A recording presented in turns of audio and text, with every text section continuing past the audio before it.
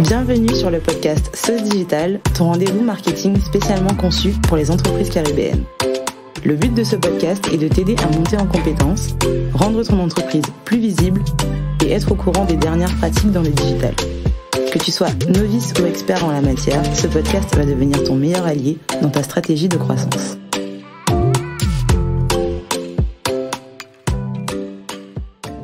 Alors, on va passer à la présentation de l'invité. Bonjour.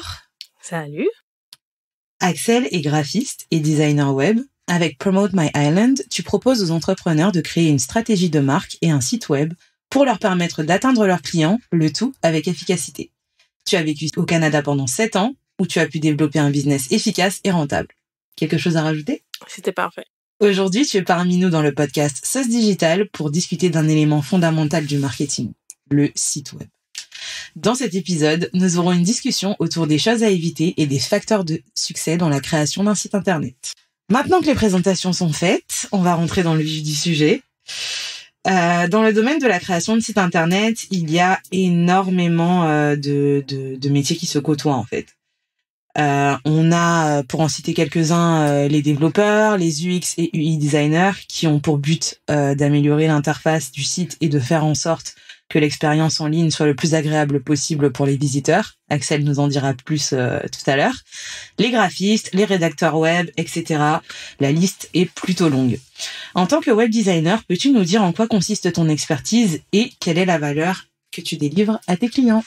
Alors oui, effectivement, je me positionne en tant que web designer parce que c'est plus simple à expliquer, mais en fait, je fais aussi la partie branding parce que il y a beaucoup d'entrepreneurs qui vont passer directement au site internet, mais il faut savoir qu'il faut passer par le branding avant parce qu'il faut qu'il y ait une stratégie derrière ce site internet.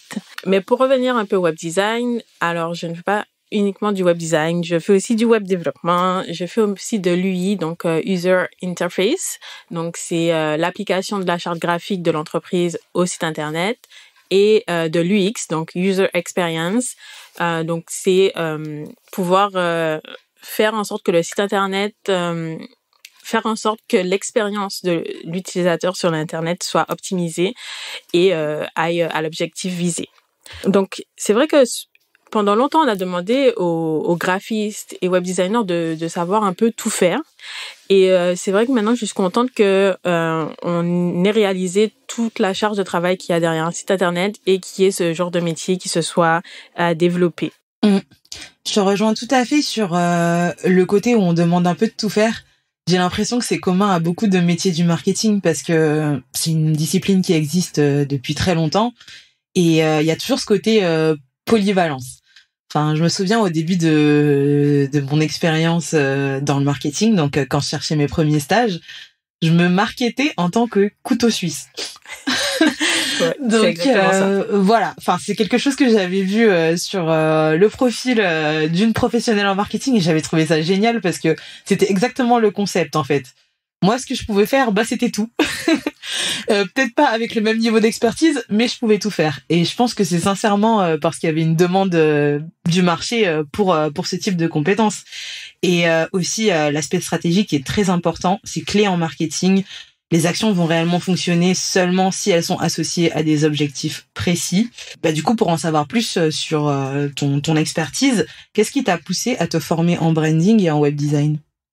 Ok. Alors, juste pour revenir à ce que tu as dit, je trouve que c'est bien justement d'éduquer le client et de lui montrer qu'en fait, on n'est pas censé savoir tout faire et que, je sais pas, il y a des diplômes pour apprendre à faire chacun de ces métiers et on peut pas forcément savoir tout faire et être expert, en fait, dans tout ça. Mais oui, alors pour répondre à ta question, j'ai commencé en étant adolescente, en fait. J'ai trouvé le CD de Photoshop dans les affaires de ma tante. Donc, je pense qu'elle avait une marque de vêtements. C'était un CD-ROM, c'est ça? C'était un CD-ROM. Donc, voilà. J'en avais un. C'était à Dibou. Bon. Pas le même sujet, mais pas vraiment. Le même format. Mais voilà, on voit à quelle époque c'est, à peu près. C'est ça. Et du coup, franchement, j'étais curieuse. Donc, j'ai commencé à un petit peu bidouiller, à faire des montages pour mes copines, sur Skyblog. Et après, de fil en aiguille, j'ai commencé à faire des flyers pour des soirées. Ça me faisait mon argent de poche quand j'étais étudiante, etc. Le hustle. Et voilà, exactement. Et j'ai continué comme ça. Après j'ai fait une formation, en fait une double formation, sciences et génie des matériaux, avec option art appliqué. Donc en fait le matin j'étais comme dans une école d'ingénieur et l'après-midi dans une école d'art. Et dans l'école d'art aussi on faisait de l'infographie, entre autres. Donc j'ai fait un stage par rapport à ça dans une petite entreprise familiale où en fait ils voulaient faire un rebranding. En gros ils voulaient changer leur identité graphique qui était un petit peu vieillotte et la remettre au goût du jour. Okay. Et j'ai beaucoup aimé ce processus là parce qu'en tant que stagiaire en fait j'étais la seule qui faisait cette partie là.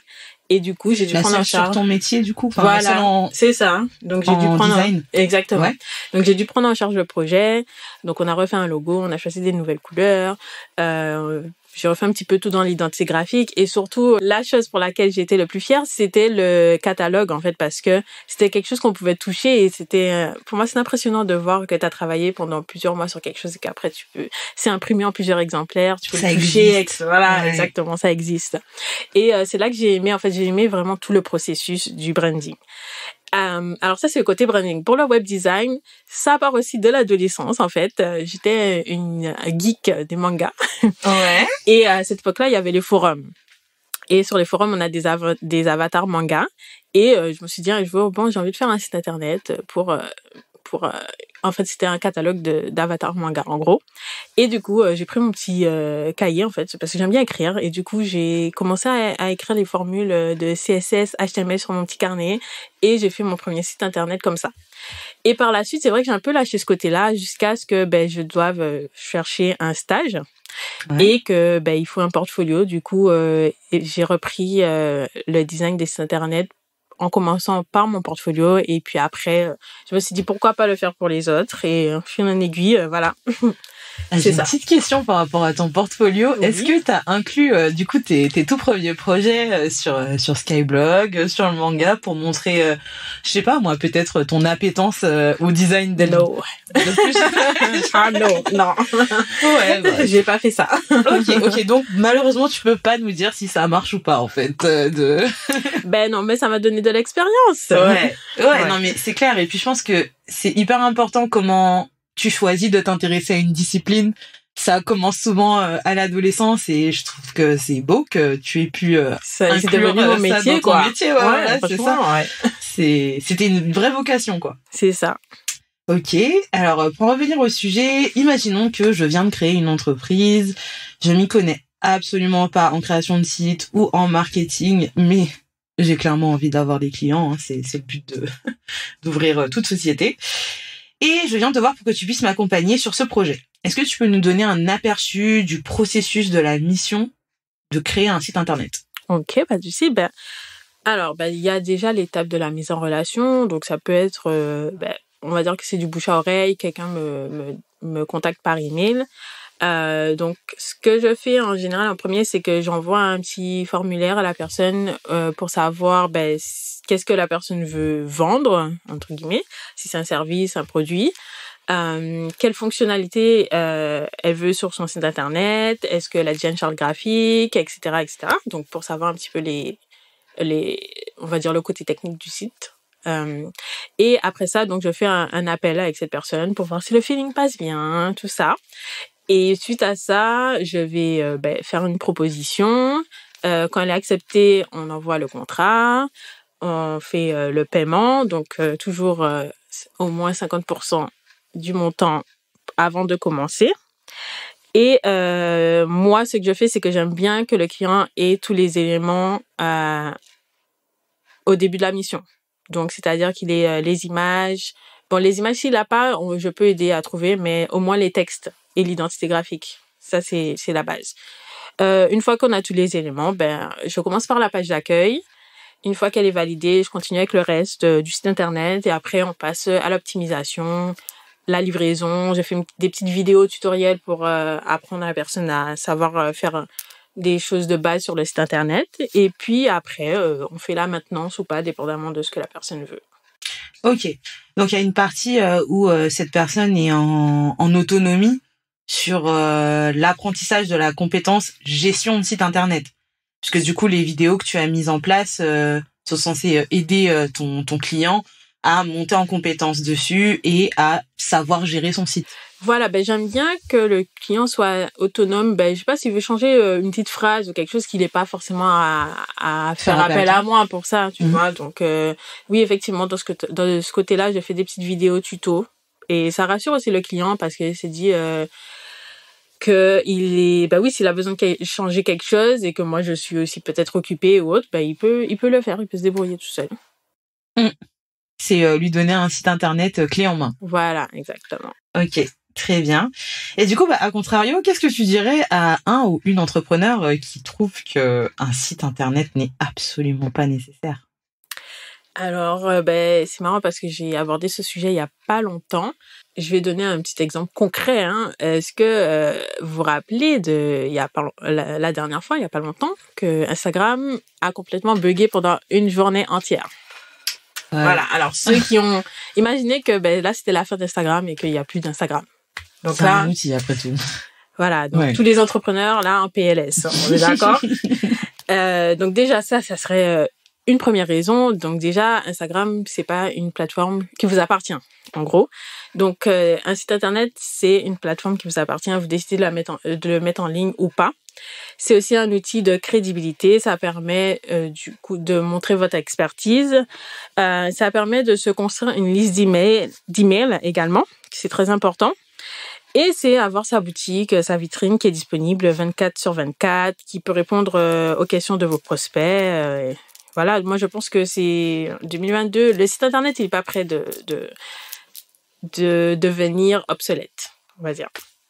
C'est clair. Je pense que même, surtout si on pense au marché caribéen, on en est aux prémices en fait, où il y a énormément de sites internet qui sont des sites vitrines et qui permettent d'avoir des informations sur les entreprises, mais par rapport au développement web, dans le sens fournir plus de services à la population avec des outils digitaux, on en est au début.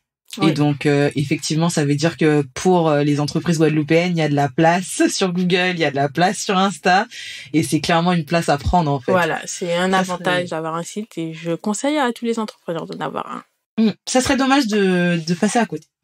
Du coup, pour donner une idée à ceux qui nous écoutent, combien de temps ça peut prendre pour créer un site internet de A à Z, en sachant qu'on a déjà parlé du site vitrine, qui est un site qui a vocation à présenter une entreprise. Il y a d'autres types de sites internet, donc les délais dépendent aussi. Voilà, c'est sûr qu'un site vitrine, par rapport à un site e-commerce où on doit mettre des produits, créer des catégories, ça va demander plus de temps. Alors, c'est une question, je peux dire pour moi, mais ça va dépendre vraiment de la personne avec qui vous travaillez. Ça va dépendre des délais pour envoyer les éléments également. Ça dépend. C'est des deux côtés. Ça dépend du client et aussi du designer. Moi, personnellement, je sais que si j'ai tout en main et qu'on me demande, c'est une demande en mode express, on va dire, allez, en 2-3 jours, le site internet, il peut être fait. Ouais, je suis rapide. Mais après, ça peut prendre plus de temps aussi. Franchement, comme je dis, ça dépend de la personne avec qui vous travaillez. Voilà, donc je pourrais pas donner vraiment de délai pour ça. C'est vraiment, il y a plusieurs critères qui rentrent en compte. Du coup, tu as un parcours international et beaucoup de tes clients se trouvent à l'étranger. Tu penses qu'il existe des différences au niveau des projets entre tes clients étrangers et aux Antilles? Alors, au niveau des projets, ça dépend. Après, il y a des industries, on va dire, qui vont être qu'on va retrouver plus souvent dans la Caraïbe que par rapport au Canada. Par exemple? Je sais pas, tout ce qui est naturel, par exemple. Ouais. Je pense qu'on va trouver ça plus en Guadeloupe que au Canada. Oui. Ouais. Mais après, la différence, je dirais, c'est la notion d'investissement. C'est comprendre qu'un site internet, ce n'est pas une dépense, c'est un investissement qu'on fait en soi-même et dans son entreprise. Et que, comme on dit, c'est une façon aussi de se démarquer et de trouver sa place dans l'industrie, quoi. Totalement. Donc, c'est vraiment cette notion-là, je pense, qui doit vraiment rentrer dans l'esprit des Guadeloupéens. Aujourd'hui, il y a quand même pas mal d'outils clés en main pour créer un site internet, comme Wix. Que penses-tu de ces outils et dans quel cas on peut les utiliser? Alors, oui, effectivement, il y a beaucoup d'outils comme Wix. Donc, je vais classer en 2 catégories. Donc, il y a les outils clés en main comme Wix, Squarespace aussi, d'autres outils comme ça. Et on va dire c'est Wix vs WordPress. C'est ça. C'est ça, en gros. C'est clairement ça.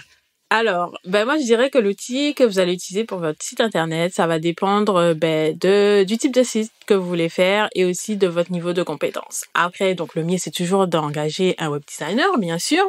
Mais dans le cas... Exactement.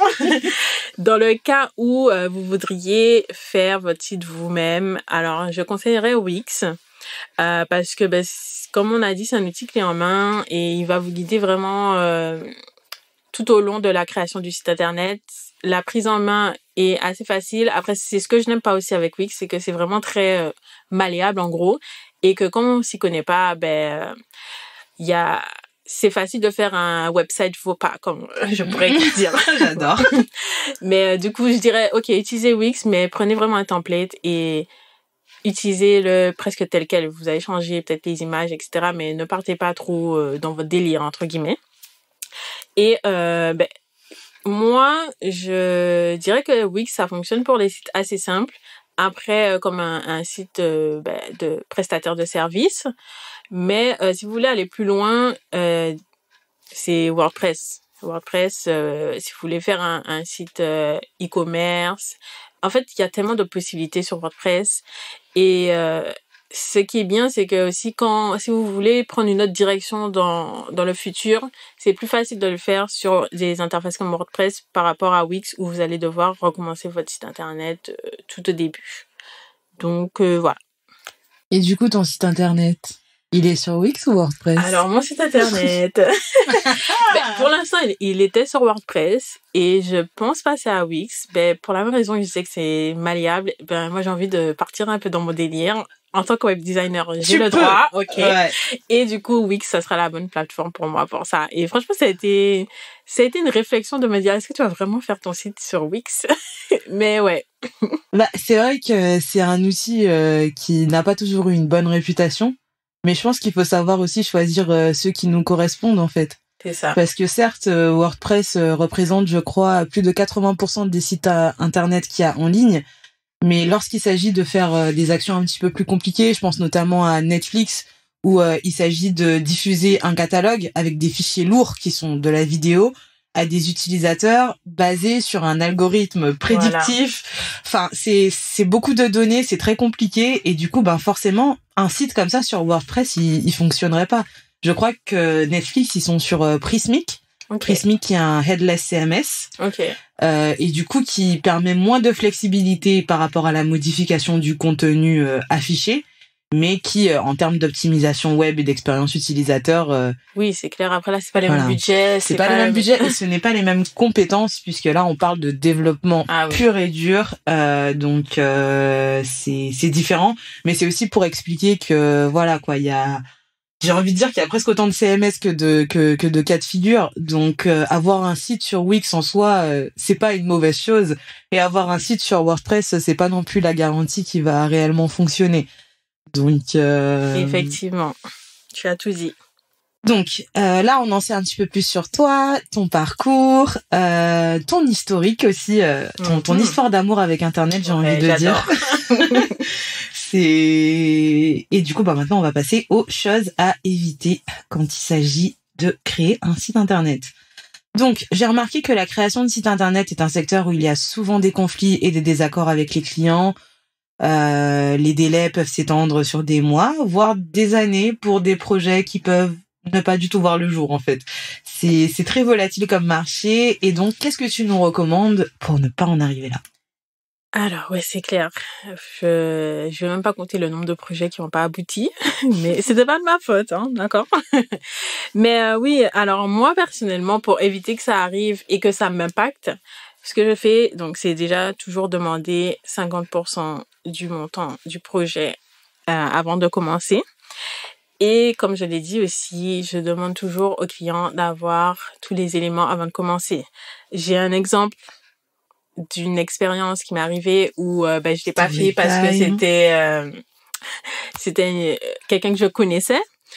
Et voilà, alors pour vous expliquer un peu, c'était au Canada, donc je travaillais dans une entreprise et j'ai une collègue qui vient, qui me dit oui, j'ai un projet et tout, je veux que tu fasses mon logo, mon site internet, etc. Donc on commence par le logo, bien sûr j'avais demandé les 50%. On commence par le logo, tout va bien. Après on arrive à la partie site. Donc, on réfléchit déjà à la direction qu'on veut prendre et tout. Et là, elle me dit, OK, je t'envoie les textes la semaine prochaine. Et du coup, il y a, allez, je sais pas, franchement, je sais même pas si c'est 1 mois ou 6 mois qui passent. J'ai toujours pas les textes. OK. Après, elle revient. Je sais pas, qu'est-ce qu'elle a eu, un regain de motivation. Elle revient et là, elle me dit, oui, franchement, là, je vais reprendre sur le projet et tout. Je t'envoie les textes bientôt et tout. J'ai dit, ok, tu veux reprendre, mais moi, alors ouais, c'était 1 an après en fait.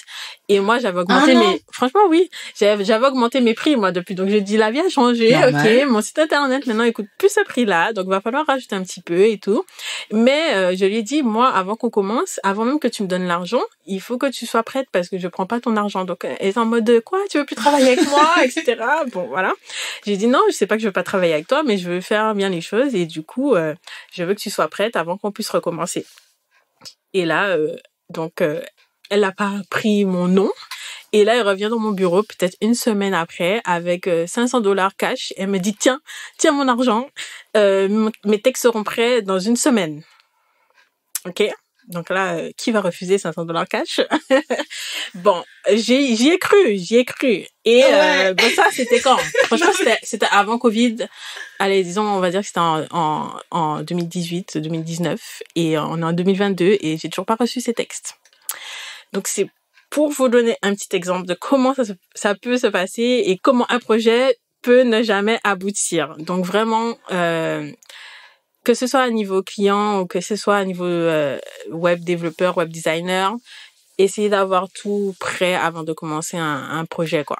De toute façon, la partie texte, en plus, c'est pas, parce que des fois, il y a des personnes qui pensent que c'est le web designer aussi qui doit s'occuper de ça, mais ça, c'est un métier aussi à part. C'est le rédacteur web qui s'occupe de ça. Donc, il faudrait travailler avec le rédacteur web avant de commencer à parler au web designer, en fait.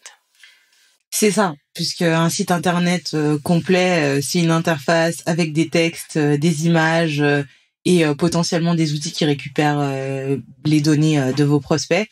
Mais il faut savoir que du coup, chacune de ces étapes correspond à des expertises bien distinctes qui font appel à des compétences qui le sont tout autant.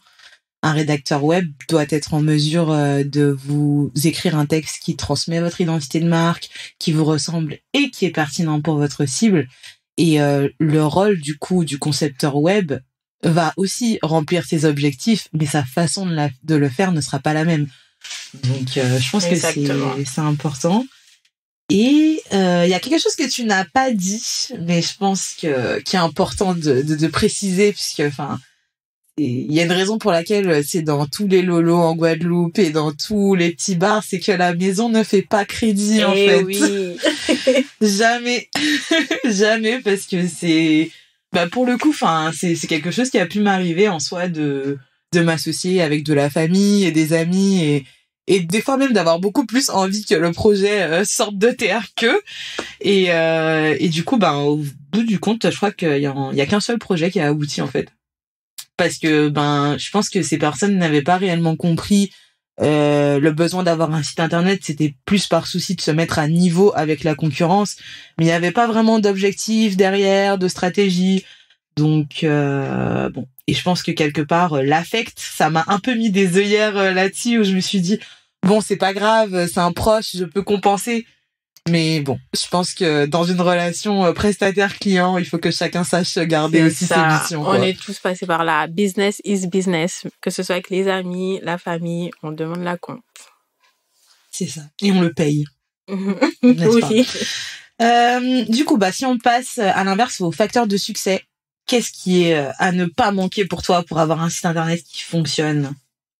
Alors, un site internet qui fonctionne pour moi, c'est un site internet où dès le début, en fait, le client doit savoir s'il est au bon endroit, ce que la personne fait, est-ce que elle est le public cible en fait de la personne et comment joindre cette personne-là aussi. Déjà pour commencer et c'est un site qui doit être en accord avec la charte graphique. On veut pas que il y a un logo et des couleurs sur les réseaux sociaux et qu'après on arrive sur le site internet et que ça soit complètement différent. Et c'est ça qu'on disait, que le branding, l'identité graphique, c'est très important avant même de commencer à avoir un site internet. Et un site internet, c'est pas un document Word. On veut pas des textes, des paragraphes de ouf, ok? Il faut que ça soit lisible, il faut qu'il y ait des espaces. Et oui, et très important, c'est que il faut que le site internet il soit responsive, il doit être adapté au téléphone, aux tablettes. Et c'est vrai que ça peut être compliqué parce que bien que la plupart des consommateurs soient sur le téléphone, on design toujours les sites internet sur l'ordinateur. Mm-hmm. Et ça peut être compliqué d'avoir un aperçu de ce que ça va donner, surtout que les téléphones, il y en a plein, il y a plein de modèles différents, plein de tailles différentes. Mais ça, c'est quelque chose vraiment à prendre en compte. De mon côté, je pense que c'est l'expérience utilisateur qui prime, c'est-à-dire que la navigation sur le site doit être optimisée pour convenir à tous les écrans. Il faut faire attention à la palette de couleurs et faire en sorte que le texte soit lisible. Donc, il y aura pas de balle perdue pour... je vais pas dire le nom en fait, je vais pas dire les termes, mais on va dire on veut savoir. Je sais pas, c'est le premier épisode, je trouve que c'est un peu aventureux, tu vois, de commencer comme ça. Lâche tout. Ok, donc je vide mon sac. Il y a certains sites d'administration sur nos îles où le texte est trop petit. Enfin, vous aurez le temps de le découvrir à travers ce podcast, mais je suis myope, je ne vois absolument rien sans mes lunettes. Et quand je vois des polices 8 sur un texte super long qui explique, par exemple, les mesures à adopter pour le Covid dans les restaurants, en tant que, qu'utilisatrice de ce site internet, c'est difficile pour moi de distinguer. Et ne parlons pas aussi des aplats de couleurs audacieux, puisque bon. On va pas aller sur... on va pas trop parler sur eux, mais c'est vrai qu'en soi, c'est important de choisir des couleurs qui vous plaisent pour votre identité, qui vous représentent. Mais il faut aussi savoir que, du blanc sur du gris clair, ça se voit pas très bien, en fait. Donc, tout ça, ça touche, à la lisibilité, à l'expérience utilisateur. En fait, il s'agit réellement de se mettre dans la tête de la personne qui va visiter votre site. Et cette personne, elle peut avoir n'importe quel téléphone, elle peut être sur n'importe quel navigateur, même Internet Explorer, je vous garantis qu'il y en a.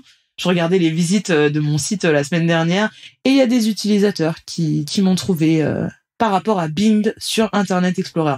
Donc ils sont là, d'accord. Et il faut aussi penser à eux. Toujours Internet Explorer. C'est ça.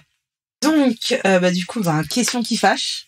Question qui fâche, mais question qui passionne aussi, on va se le dire, c'est combien ça coûte en fait.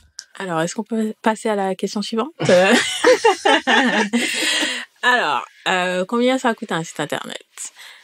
J'ai pas vraiment de réponse à donner en fait. Ça va dépendre du budget, ça va dépendre de la personne que vous engagez pour faire votre site internet, ça va dépendre si vous le faites vous-même aussi. Il y a le facteur temps, même si vous investissez pas en argent et que vous le faites vous-même, ça va vous prendre beaucoup de temps et c'est un investissement aussi. Mais déjà ça va dépendre si c'est un site vitrine, si c'est un site e-commerce, il y a beaucoup de facteurs qui rentrent en compte. Un site internet, ça peut aller de 200 € à 10 000 €, pour donner un exemple. Donc, j'ai pas vraiment de réponse, en fait, pour ça. C'est un sujet qui est vraiment difficile à aborder, je dirais. Oui, clairement. De toute façon, dès qu'on parle de tarifs, c'est compliqué. Je pense que, le marketing, en fait, faut voir ça comme n'importe quelle industrie. Il y a plusieurs niveaux d'expertise, il y a plusieurs types de prestations, et donc il y a plusieurs tarifs. Et donc, contrairement à la grande distribution ou au B2C, ça peut être difficile de dire le prix d'un site internet pour X nombre de pages, c'est tel montant. Puisque ça dépend aussi éventuellement des autres expertises que vous ferez intervenir dans le projet qui peuvent faire monter la facture. Et ça va dépendre aussi de l'expérience de la personne que vous engagez, hein, comme on dit. Vous payez ce prix-là parce que j'ai pris des années à apprendre à le faire en 5 minutes. Voilà. Exactement. C'est ça. Du coup, on va passer à la partie meilleure anecdote. C'est une question que je compte poser à tous les invités. Donc, on va faire le crash test avec toi.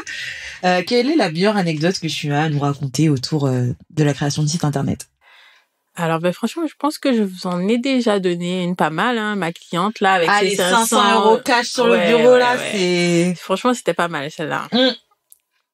C'est clair. Bah, écoute, on va dire que c'est celle-là. De mon côté, je tiens quand même à vous en partager une parce que c'est quelque part aussi ce qui a donné lieu à ce projet. C'est ma première expérience, en fait, en tant qu'auto-entrepreneur. C'était en 2017. Je venais de finir mon cursus en marketing digital.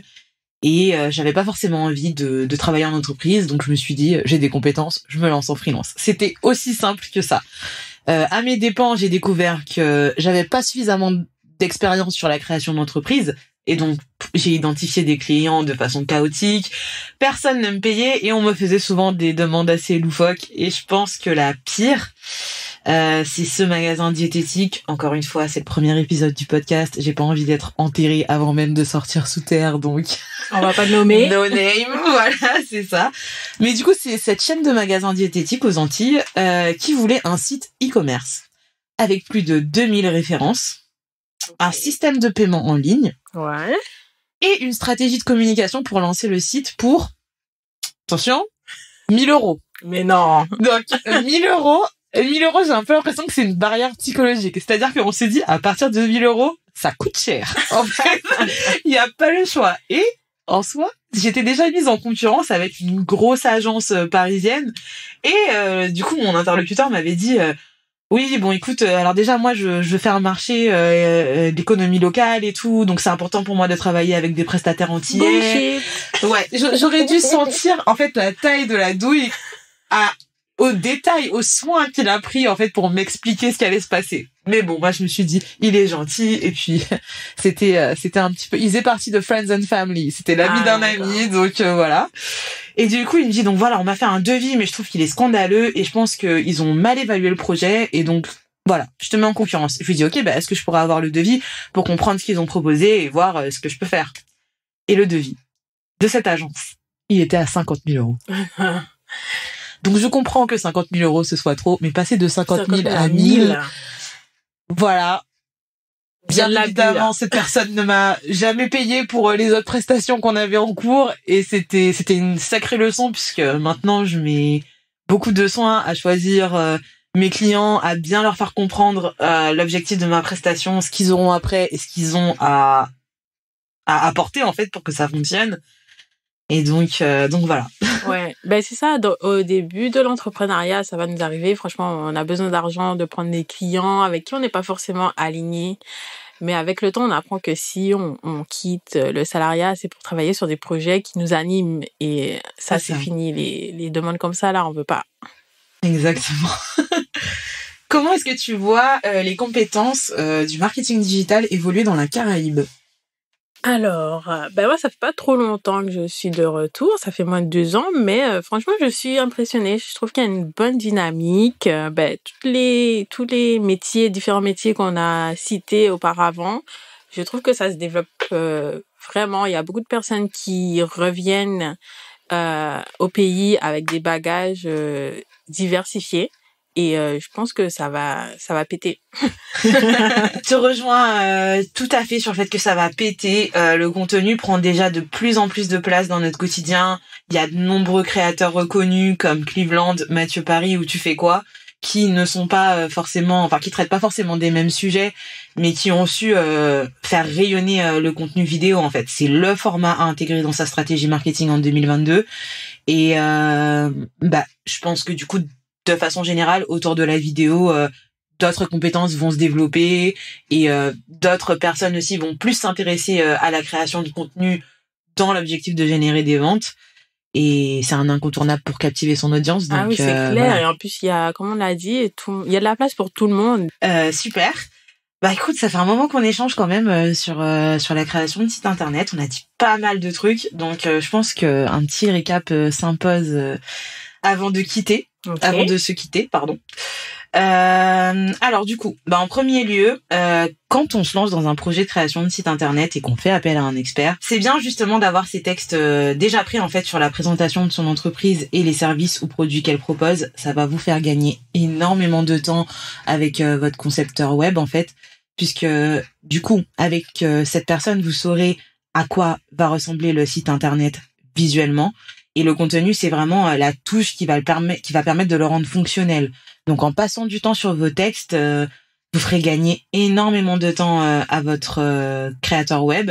Avoir déjà réfléchi aux couleurs, donc pour éviter le website faux pas, comme l'a dit Axel, la charte, les polices que vous allez choisir, c'est important en fait pour assurer la meilleure navigation aux utilisateurs sur le site.